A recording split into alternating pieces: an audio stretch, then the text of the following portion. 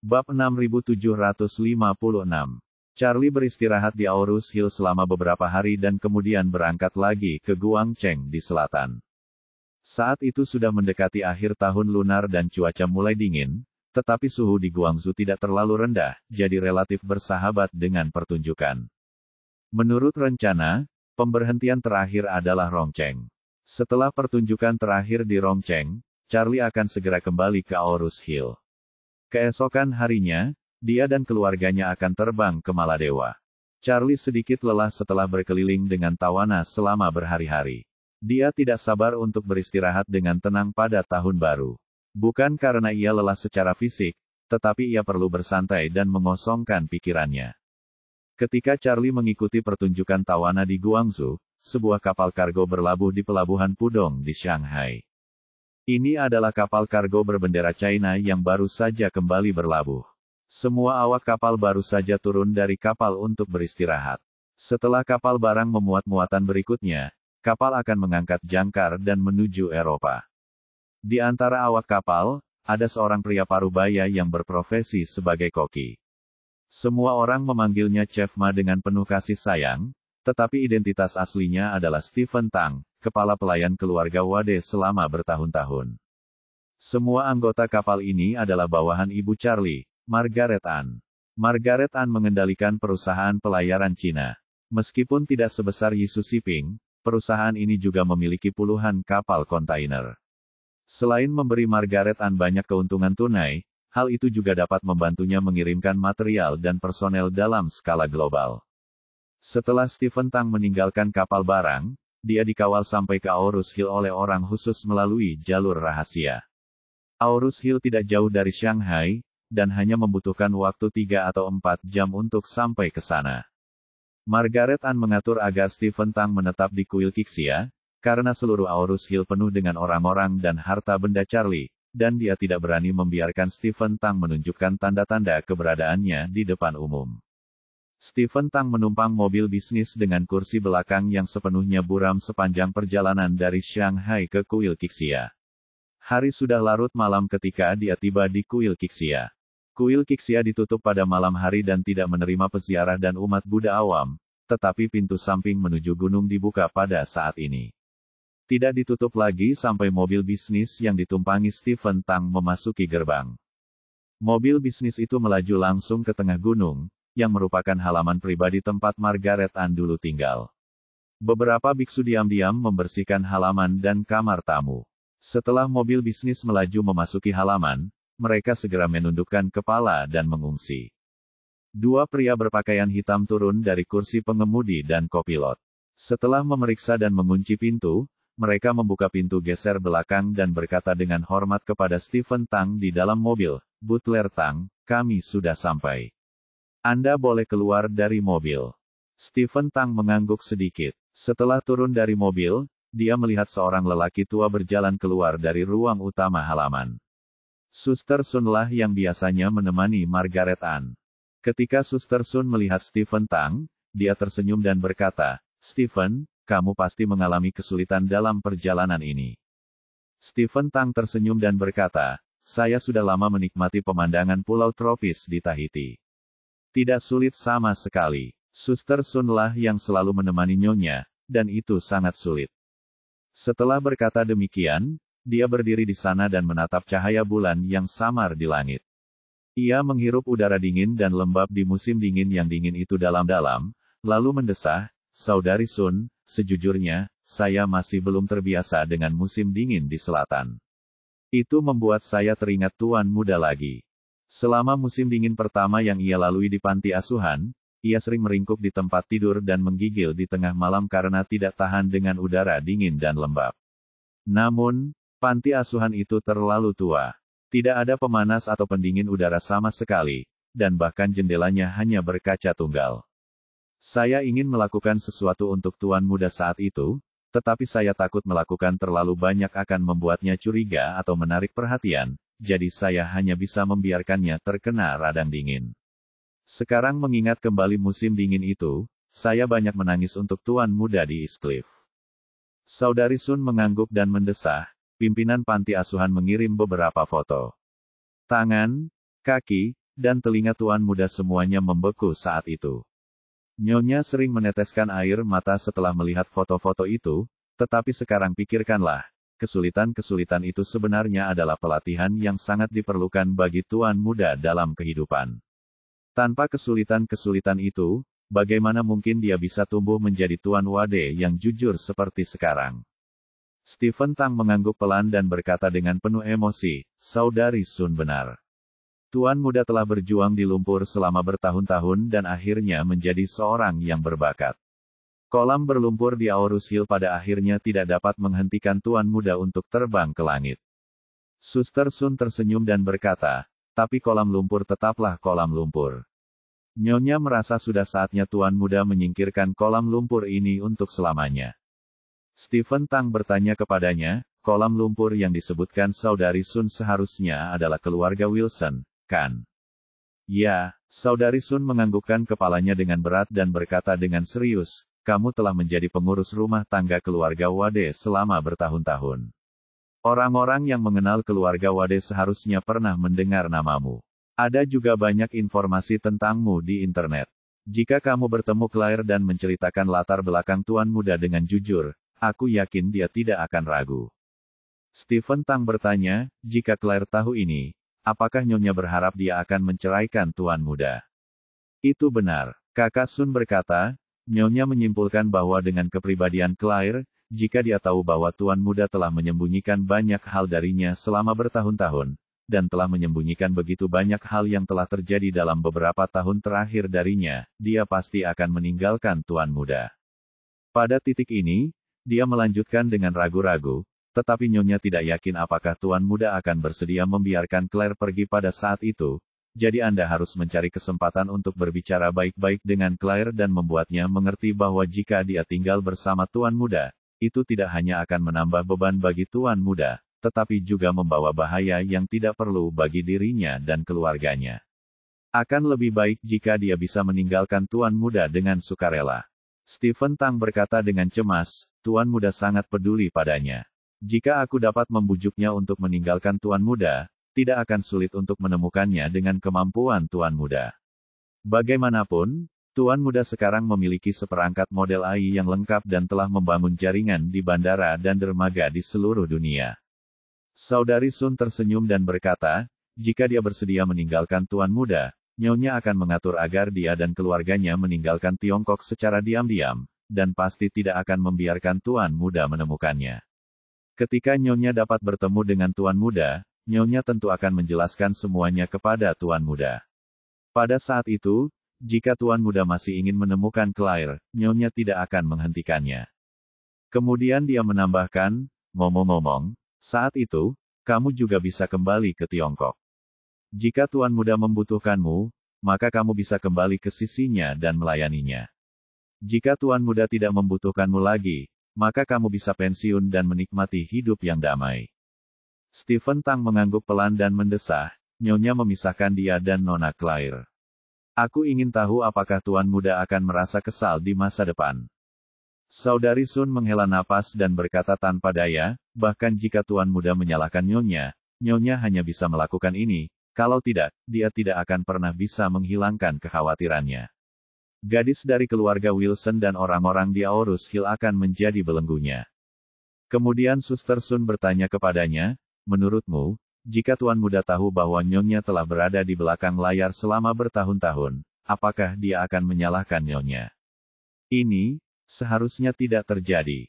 Stephen Tang berkata, "Bagaimanapun, Nyonya telah menjalani kehidupan yang sangat sulit selama bertahun-tahun." "Itu saja." Suster Sun tersenyum dan berkata, "Nyonya dan tuan muda sama-sama bekerja untuk tujuan yang sama.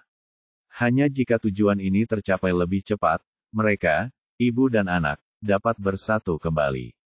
Perkataan Kakak Sun menenangkan Stephen Tang, jadi dia bertanya pada Kakak Sun, "Menurutmu, bagaimana aku harus menghubungi Nona Claire dan mengalami tentang hal-hal ini?" Suster Sun berkata, "Jingqing akan datang ke kuil Kixia lusa pagi. Ide Nyonya sedang mencari cara agar Nona Claire datang ke kuil Kixia, dan kemudian membiarkan Jingqing menciptakan kesempatan bagi Anda untuk melakukan percakapan yang aman." "Jingqing?" Stephen Tang tersenyum dan bertanya, Jingqing sekarang menjadi penyihir terkenal, kan? Ya, saudari Sun mengangguk dan mendesah, Jingqing memiliki kebijaksanaan. Ia memiliki keahlian dalam menanamkan Taoisme dan mempelajari ajaran Buddha. Dengan bimbingan nyonya, ia telah membuat kemajuan pesat. Meskipun ia telah menjadi seorang biksu, ia masih mengikuti jejak nyonya. Stephen Tang bertanya lagi, lalu bagaimana kita bisa membuat Nona Claire datang ke kuil Qixia? Saudari Sun tersenyum dan berkata, Nona Claire punya desain perusahaan. Anda pasti tahu itu, kan? Tentu saja. Stephen Tang mengangguk dan berkata, Tuan mudalah yang mendorongnya untuk memulai desain studionya sendiri. Saat studio itu dibuka, banyak tokoh terkemuka di Aorus Hill datang untuk memberikan hadiah pembukaan. Ya, Sister Sun berkata, ada seorang gadis di perusahaannya yang kami atur untuk bekerja untuknya.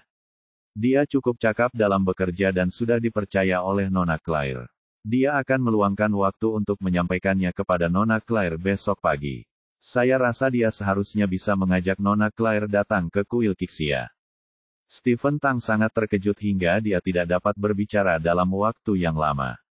Dia tidak menyangka bahwa meskipun istrinya tidak pernah muncul di depan umum, dia punya mata-mata di mana-mana. Setelah beberapa lama, dia bertanya, Saudari Sun, saya berani menanyakan sesuatu yang seharusnya tidak saya tanyakan. Selain saya, apakah ada orang lain yang diatur oleh nyonya di sekitar Tuan Muda? Suster Sun memandang dan tersenyum, kamu tahu kamu seharusnya tidak bertanya, tetapi kamu masih bertanya. Setelah mengatakan itu, dia masih menjawab, nyonya tidak ingin mengganggu lintasan pertumbuhan Tuan Muda. Tidak ada orang lain selain Anda. Sebenarnya, nyonya selalu menyesali ini. Jika dia ikut campur dalam urusan keluarga Wilson, mungkin Tuan Muda tidak akan menikahi Nona Claire.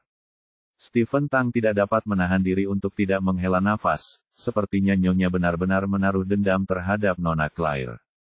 Saudari Sun tersenyum dan berkata, bagaimana ya? Memang ada beberapa keluhan, tetapi sebagian besar ditujukan kepada orang tua Nona Claire, bukan Nona Claire sendiri. Ketika Tuan Muda dan keluarga Wilson tidak berpindah dari komunitas lama, kehidupan seperti apa yang dijalani Tuan Muda setiap hari? Nyonya sangat. Saat itu, orang-orang yang tinggal di lantai bawah diatur oleh nyonya. Elaine Ma dan Jacob memerintah Tuan Muda, mengejek, dan memakinya sepanjang hari. Bagaimana mungkin nyonya tidak merasa tertekan? Itu benar, Stephen Tang berkata sambil tersenyum, terkadang, saya ingin memberi pelajaran kepada Elaine Ma. Saudari Sun mengangguk dan berkata sambil tersenyum, tetapi Elaine Ma banyak menderita kemudian, yang dapat dianggap sebagai pelajaran. Keluarga ini, terlepas dari benar atau salah, terlalu mengganggu Tuan Muda. Jika mereka bisa pergi, Tuan Muda juga bisa melepaskannya. Saya serahkan masalah ini kepada Anda.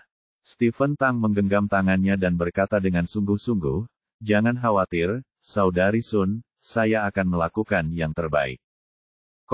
Pagi selanjutnya, Claire memaksakan ke perusahaan pagi-pagi seperti biasa. Charlie tidak ada di rumah, dan ibunya, Elaine Ma, kehilangan motivasi untuk membuat sarapan, jadi Claire membawa sarapan dari lantai bawah perusahaan dan berencana membuatnya di kantor. Saya pikir saya akan menjadi orang pertama yang tiba, tetapi saya tidak menyangka bahwa tangan kanan saya, Sun Mengmeng, sudah tiba lebih awal di perusahaan. Melihat Sun Mengmeng, Claire tersenyum dan berkata, Mengmeng, kenapa kamu datang sepagi ini? Sun Mengmeng tersenyum dan berkata, selamat pagi, Tuan Wilson. Saya bangun pagi hari ini dan pergi ke kuil Qixia untuk meminta jimat kesehatan bagi keluarga saya kepada seorang guru. Saya tidak menyangka akan mendapatkan apapun. Saya sangat tertekan. Claire bertanya dengan rasa ingin tahu, kenapa aku datang dengan tangan kosong. Bukankah kuil Qixia buka hari ini? Itu terbuka. Sun Mengmeng mengangkat bahu dan berkata, hanya saja aku salah ingat saat guru Jingqing datang. Dia tidak akan pergi ke kuil Qixia sampai besok, tetapi aku salah ingat dan pergi ke sana pagi-pagi sekali. Tuan Jingqing. Claire mengerutkan kening dan bermandikan, sepertinya aku pernah mendengar nama ini di suatu tempat. Sun Mengmeng tersenyum dan berkata, guru Jingqing sangat terkenal. Beliau adalah salah satu biksu termuda terkemuka di Tiongkok. Pemahamannya tentang agama Buddha jauh melampaui biksu biasa. Dalam 1 atau 2 tahun terakhir, beliau telah melakukan perjalanan ke kuil-kuil besar di seluruh negeri untuk berkhotbah kepada umat dan menemani benda-benda Buddha bagi umat. Konon, jimat kesehatan dan kedamaian yang beliau berkati adalah yang paling mujarab. Jadi itu, Claire bertanya dengan heran. Tentu saja benar, Sun Mengmeng berkata, Tuan Wilson, bagaimana kalau kita pergi ke kuil Qixia bersama besok pagi? Kita bisa berangkat jam 7 dan kembali tanpa menunda pekerjaan. Kita bisa membeli beberapa jimat untuk suamimu dan orang tuamu. Claire tersenyum dan berkata, suamiku sepertinya tahu banyak tentang Feng Shui. Dia juga bisa membuat jimat sendiri. Dia memberiku 1 jimat sejak lama. Itu berbeda. Sun Mengmeng berkata dengan sangat serius, Feng Shui seharusnya adalah himpunan I Ching Bagua, yang lebih dekat dengan Taoisme Tiongkok kita. Master Jingqing adalah seorang Master Buddha, dan jimatnya adalah himpunan Buddha, sama seperti ponsel Android dan ponsel Apple, dengan arsitektur dasar yang berbeda. Claire terhibur dengan logika dan metaforanya, dan berkata dengan gembira, Mengmeng, kamu benar-benar berbakat. Kamu bahkan dapat membuat metafora seperti itu, tetapi pernahkah kamu tinggal, apakah itu Android atau Apple, bukankah cukup untuk memilikinya? Sun Mengmeng berkata dengan serius, Tuan Wilson, Anda tahu orang India, kan? Mereka percaya pada puluhan juta dewa yang berbeda, tetapi kuncinya adalah mereka dapat menyembah dewa manapun yang mereka lihat. Mengapa? Bukankah itu hanya untuk lapisan perlindungan tambahan? Ketika saya menghadapi kesulitan, saya biasanya meminta berkah dari timur dan barat. Bagaimana jika salah satu dewa tidak ada di rumah, dan dewa lain kebetulan lewat? Maka saya dapat menirunya, kan? Saat dia berkata demikian, dia mengangkat alisnya dan tersenyum, Tuan Wilson, biar saya tunjukkan pada Anda.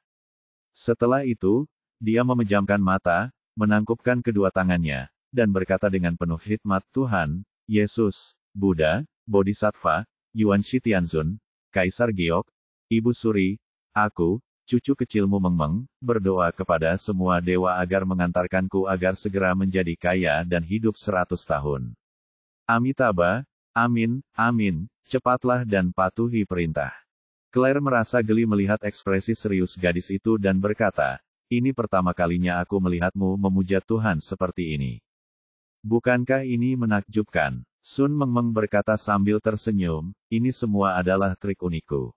Bagaimana, Tuan Wilson, apakah Anda ingin pergi bersama besok? Memuja lebih banyak dewa akan memberi Anda lapisan perlindungan ekstra, dan itu tidak memerlukan biaya apapun.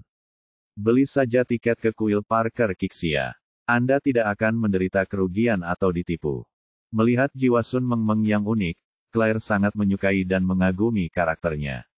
Perusahaan itu telah tumbuh dan berkembang selama setahun terakhir, dan sekarang memiliki puluhan karyawan, tetapi kebanyakan dari mereka sebenarnya adalah orang-orang tua yang licik dan penuh tipu daya di tempat kerja. Sun Mengmeng berbeda. Dia memiliki sikap serius terhadap pekerjaan, tidak pernah mengeluh, cerdas, dan rajin belajar, yang membuat Claire berencana untuk fokus melatihnya. Perkataan Sun Mengmeng benar-benar meyakinkannya. Lagi pula, bangun pagi, entah bermanfaat atau tidak akan ada ruginya bagi dirinya maupun bagi keluarganya. Jadi dia tersenyum dan berkata, baiklah, kali ini aku akan mempercayaimu. Mari kita bertemu di gerbang kuil Qixia pukul 7 besok pagi. Sun Mengmeng berkata dengan gembira, bagus. Kalau begitu kita sepakat, Tuan Wilson. Claire tidak memberitahu Charlie atau orang tuanya tentang rencananya untuk pergi ke kuil Qixia. Ia merasa, kegiatan mendoakan anggota keluarga seperti ini bisa dilakukan secara diam-diam dan tidak perlu dipublikasikan. Keesokan paginya, sebelum Elaine Ma dan Jacob bangun, dia pergi ke kuil Qixia. Cuaca di bulan Desember dingin, dengan hari-hari pendek dan malam-malam panjang. Ketika Anda keluar, langit baru mulai cerah. Saat ini di kuil Qixia, beberapa peziarah yang taat sudah menunggu di pintu. Karena sudah mendekati akhir tahun, orang-orang datang ke kuil Qixia setiap hari untuk mengambil dupa pertama, tetapi mereka tidak tahu bahwa hari ini Guru Jingqing yang terkenal kembali ke kuil Qixia lagi. Guru Jingqing saat ini berada di ruang sayap di belakang Aula Wuliang. Ruangan itu dingin dan sunyi, jadi dia duduk bersila di sofa, melantunkan kitab suci dalam hati sambil mengalirkan energi spiritual dalam tubuhnya. Ini membuatnya merasa hangat seperti musim semi meskipun dia hanya mengenakan jubah biarawan tipis. Aula Wuliang ditutup hari ini. Para biksu kuil Qixia telah memasang penghalang jalan mulai dari halaman depan Aula Wuliang dan menggantungkan tanda yang mengatakan bahwa aula tersebut tutup hari ini. Setelah itu semua pendeta mundur keluar pelataran dan berjaga dengan diam-diam. Stephen Tang dan Suster Sun berjalan menyusuri jalan berbatu biru yang berembun menuju ke pelataran luar Aula Wuliang dan berkata kepada para biksu, sebelum kedua pendonor wanita itu datang nanti, ingatlah untuk menurunkan tanda-tanda ini dan menaruhnya kembali setelah mereka masuk. Donor yang baik, para biksu mengangguk hormat, menangkupkan tangan, dan membungkuk sedikit. Mereka semua adalah murid terdekat Guru Jingqing. Meskipun mereka tidak mengetahui identitas Suster Sun, mereka tahu bahwa guru mereka selalu sangat hormat saat melihatnya, jadi mereka juga sangat hormat kepada Suster Sun. Saudari Sun dan Stephen Tang berjalan menuju Aula Wuliang bersama-sama. Guru Jingqing memperhatikan keduanya dan keluar untuk menyambut mereka lebih awal.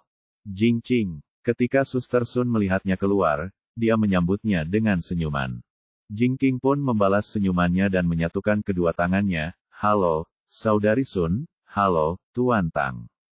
Stephen Tang segera menyatukan kedua tangannya dan membungkuk sedikit, berkata, halo, Tuan Jingqing. Jingqing tersenyum dan berkata, Tuan Tang, Anda tidak perlu memanggil saya penyihir.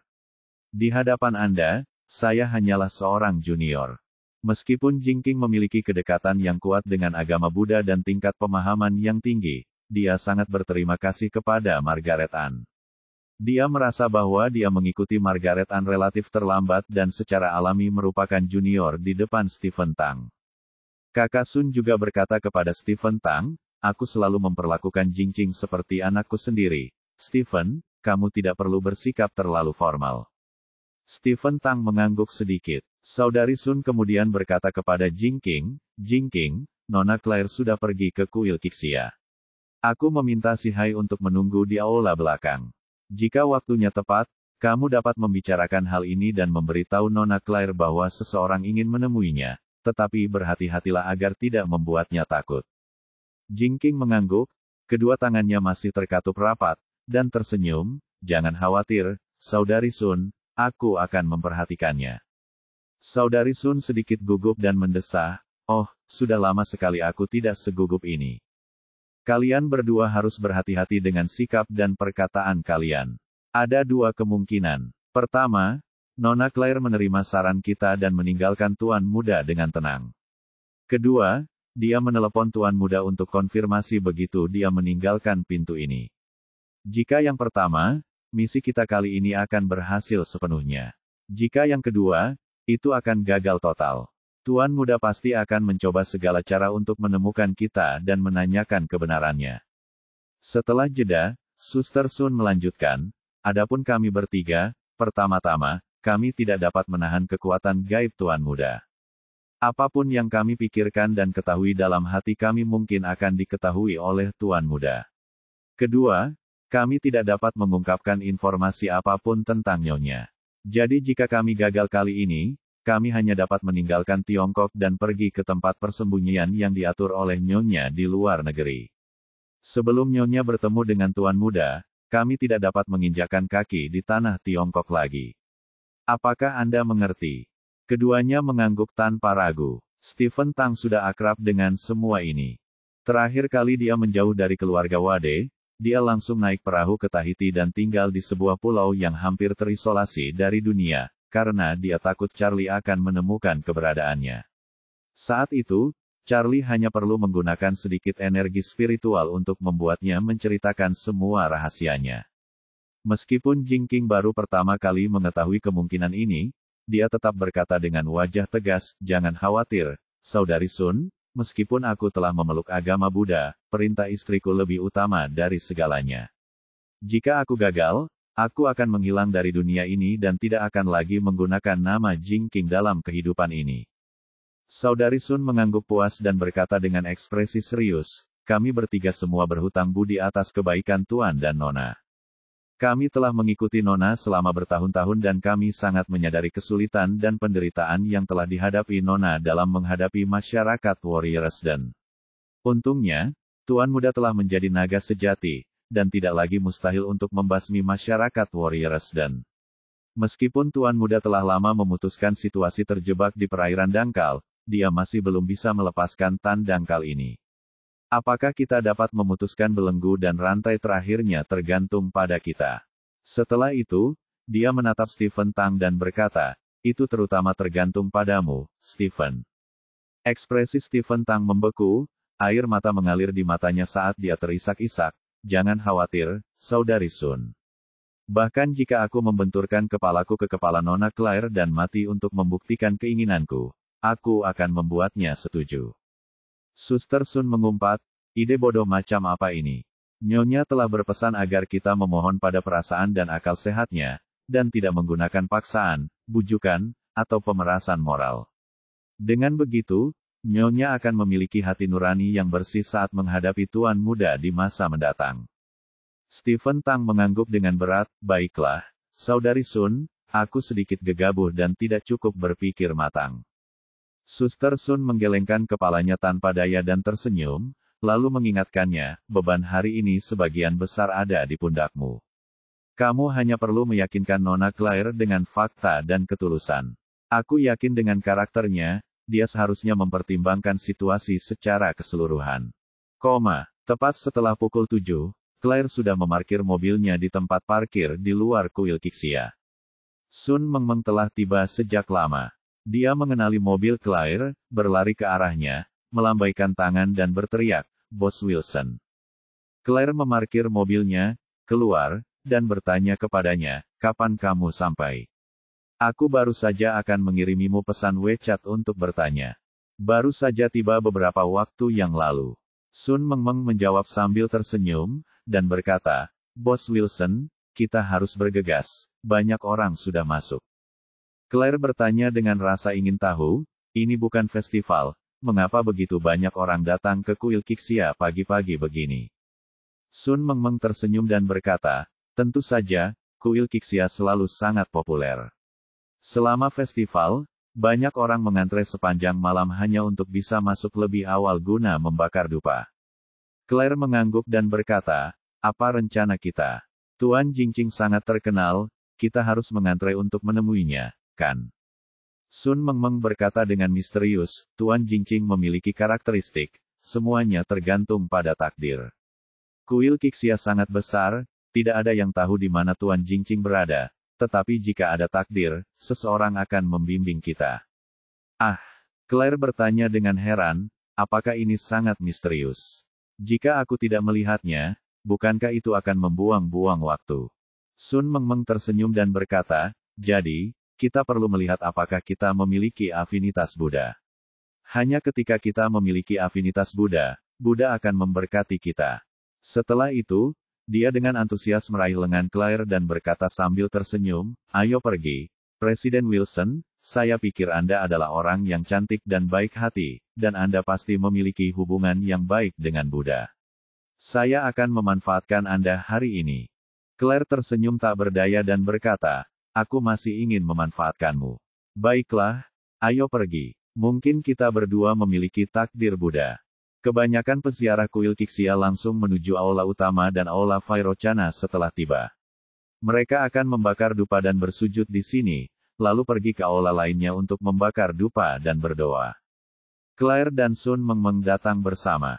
Dia tidak tahu kemana harus pergi untuk sesaat, tetapi Sun Mengmeng di sampingnya tampaknya mempunyai ide bagus. Dia menunjuk langsung ke lorong di sisi aula utama dan berkata dengan misterius, Bos Wilson, karena kita di sini untuk mencari peluang, kita tidak boleh mengikuti kekuatan utama. Kita harus menghindari kekuatan utama. Peluang pasti hanya tersedia bagi beberapa orang.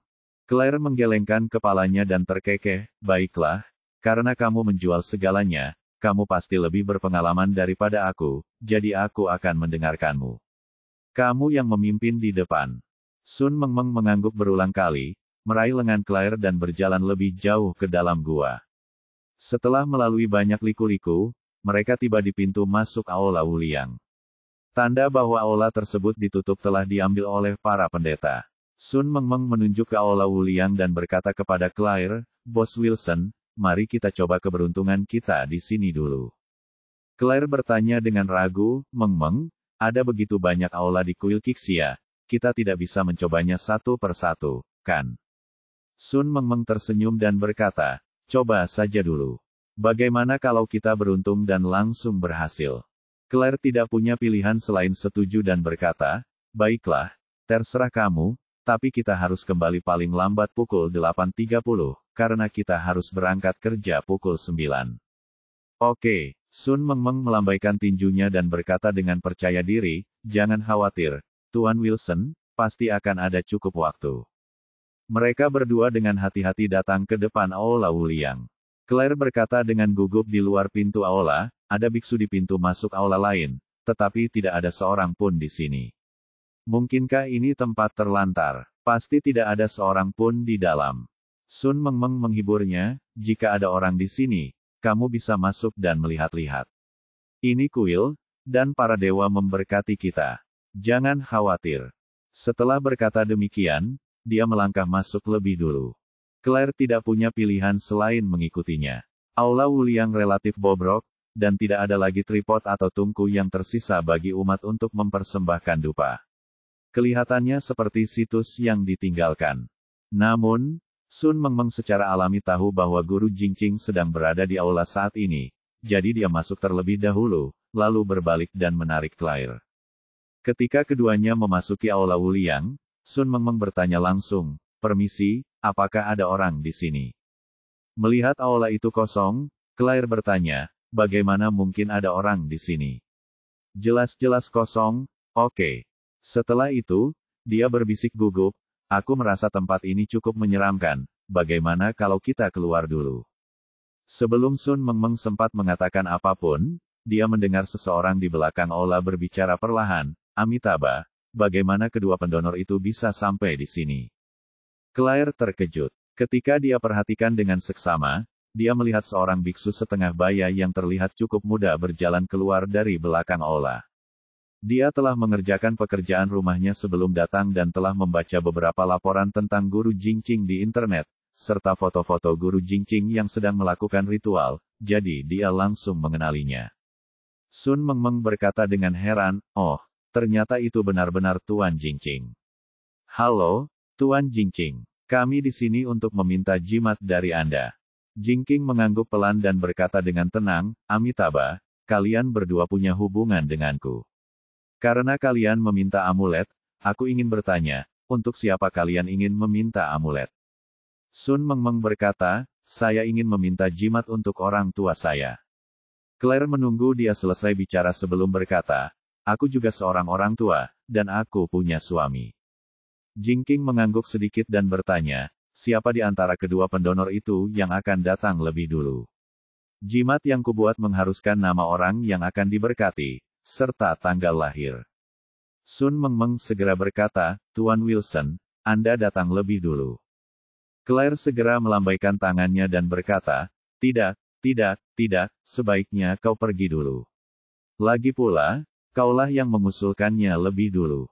Oh, tidak apa-apa. Sun Mengmeng tersenyum dan melambaikan tangannya, berkata langsung, saya akan menunggu di luar pintu, Tuan Wilson, Anda pergi dulu.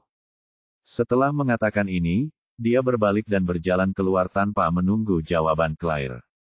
Claire sedikit gugup. Bagaimanapun, tinggal di sini sendirian dengan seorang pendeta memberinya perasaan aneh yang tak terlukiskan.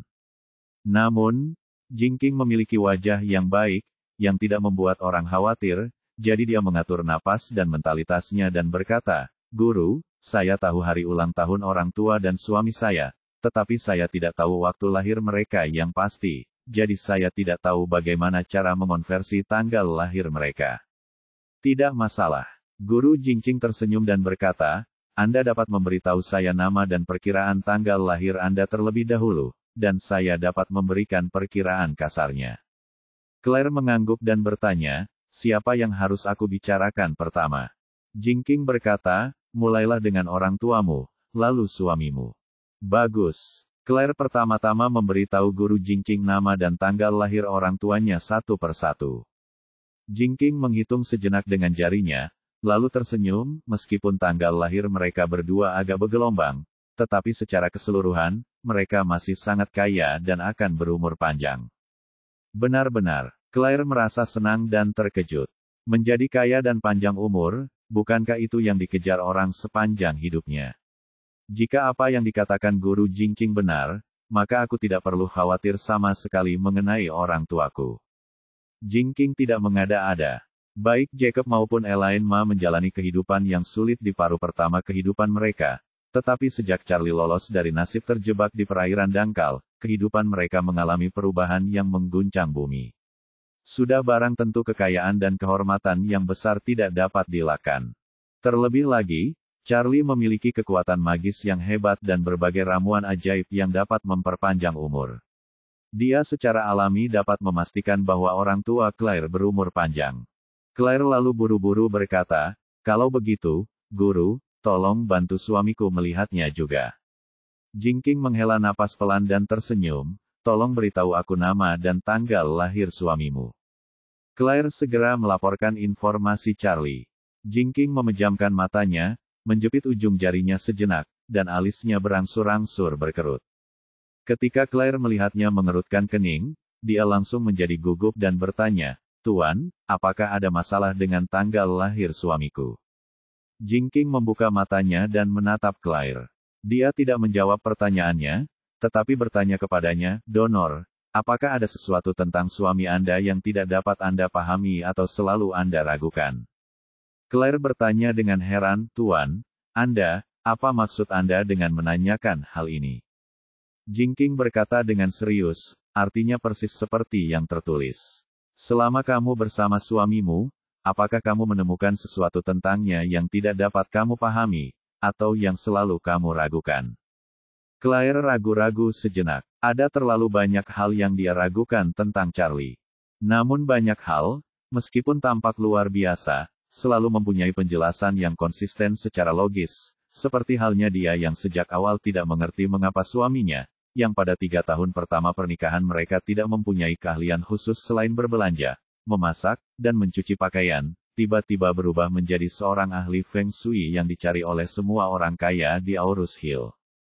Saya sudah tanya apa alasannya, tapi jawabannya adalah karena dia otodidak, pandai berbicara, dan pandai menipu orang, sehingga dia dipercaya oleh orang-orang kaya itu. Ada hal lain yang sudah lama membuatnya curiga. Charlie bersikap tunduk selama 3 tahun pertama pernikahan mereka dan tidak pernah berdebat dengan siapapun. Dia tampak lemah dan tak berdaya, tetapi keterampilannya tiba-tiba menjadi sangat baik. Ketika kedua pembunuh itu ingin membunuh Dong Ruolin, dia melihat suaminya menundukkan kedua pria itu sepanjang waktu, tetapi dia berkata bahwa dia mempelajarinya dari TV, dan bahkan program TV itu sangat rincin, sepertinya disebut Wulin Feng. Claire tidak pernah memperhatikan program TV semacam ini, tetapi dia pernah mendengar tentang program seni bela diri awal ini. Tetapi, bisakah Anda benar-benar menjadi ahli dengan menonton TV dan belajar sendiri? Dia tidak bisa memahaminya, dan tidak berani berspekulasi apakah Charlie berbohong padanya. Di masa lalu, dia selalu mengingatkan dirinya sendiri untuk tidak membuat kecurigaan acak terhadap pasangannya. Sekalipun ada hal-hal yang tidak ingin dia ceritakan, dia harus menghormati privasinya dan tidak mengajukan terlalu banyak pertanyaan.